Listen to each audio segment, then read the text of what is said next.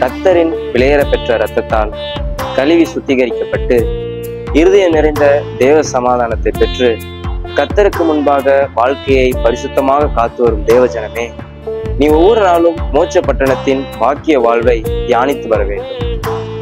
ஊரும் உலகமும் அதிகாலை குளிரின் ஆழ்ந்த அரவணைப்பில் நீ அயர்ந்து தூங்குகையில் உனது குடியிருப்பாம் பரலோகத்தையும் 7 பொன் குத்துவிளக்கின் மத்தியிலே நிலையங்கி தரித்து மார்பருகே பொற்கச்சை கட்டியிருக்கும் நம் நேச கர்த்தரையும் நிதானமாக நன்கு பார்த்துவிட்டு வந்துவிடு.